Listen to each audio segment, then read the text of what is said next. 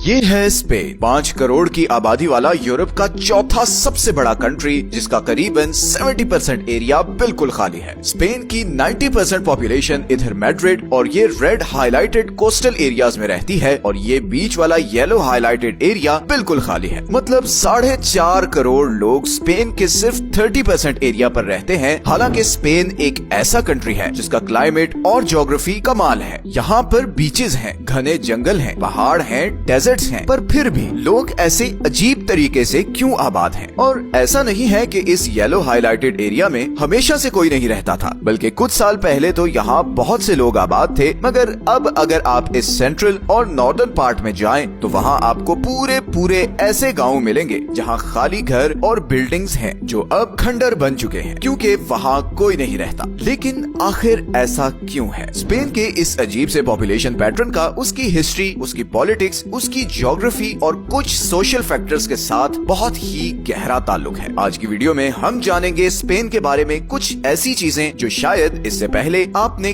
कभी नहीं सुनी होंगी। तो चलते हैं आज से कई हजार साल पहले, जब आइबेरिया का ये सारा एरिया रोमन एम्पायर के कंट्रोल में था और इसे हिस्पैनिया कहा जाता था। उस वक्त रोमन एम्पायर नॉर्दर्न अफ्रीका और यूरोप से लेकर आज के पूरे मिडिल ईस्ट तक फैली हुई थी और इतनी बड़ी एम्पायर को संभाल कर रखना रोमन रूलर्स को बहुत मुश्किल और महंगा पड़ रहा था और इसीलिए उन्होंने रोमन एम्पायर को 2 पार्ट्स में डिवाइड कर दिया। ईस्टर्न हिस्सा बन गया बाइजेंटाइन एम्पायर और वेस्टर्न हिस्सा बन गया वेस्टर्न रोमन एम्पायर। लेकिन इस डिवीजन के बाद रोमन एम्पायर की ताकत टूटने लगी, क्योंकि वेस्टर्न यूरोप में फैलने वाले जर्मैनिक ट्राइब्स ने रोमन एम्पायर पर अटैक्स करना शुरू कर दिए, जिससे वेस्टर्न रोमन एम्पायर कमजोर हो गई और फिर फाइनली 5th सेंचुरी में वेस्टर्न रोमन एम्पायर कोलैप्स कर गई और आइबेरिया का ये सारा एरिया एक जर्मैनिक ट्राइब विसिगॉथ्स के कंट्रोल में चला गया, जिन्होंने 250 साल इस सारे एरिया पर हुकूमत की। मगर उनका ये कंट्रोल टेम्परेरी था, क्योंकि बहुत जल्द इधर अरब से उभरने वाली मुस्लिम एम्पायर इस सारे एरिया को अपने कंट्रोल में लेने वाली थी। 8वीं सदी में उमैया खिलाफत में मुस्लिम एम्पायर अपनी पीक पर थी और उसका दायरा नॉर्दर्न इंडिया से लेकर आज के मिडिल ईस्ट और नॉर्दर्न अफ्रीका तक फैला हुआ था। और इसी दायरे को मजीद फैलाने के लिए 711 AD में मुस्लिम आर्मी ने तारिक बिन जियाद की लीडरशिप में स्पेन पर अटैक किया और इस सारे एरिया पर कब्जा कर लिया। हिस्पैनिया का नाम चेंज करके अल अंदलुस कर दिया गया। मुसलमानों ने अगले 800 साल तक स्पेन पर हुकूमत की। गो के इन 800 सालों में स्पेन में साइंस, फिलोसफी और आर्किटेक्चर में बहुत डेवलपमेंट हुई। मगर मुस्लिम एम्पायर को मुसलसल क्रिश्चियन रेजिस्टेंस का सामना करना पड़ा, जिसे रिकनक्विस्टा कहा जाता है। रिकनक्विस्टा असल में वो बैटल्स थी जो कई सेंचुरीज तक क्रिश्चियन एम्पायर्स ने स्पेन से मुसलमानों को निकालने के लिए की और 14th सेंचुरी के आखिर में बैटल ऑफ ग्रेनाडा में क्रिश्चियन आर्मीज ने बिल आखिर मुस्लिम आर्मीज को शिकस्त देकर स्पेन का कंट्रोल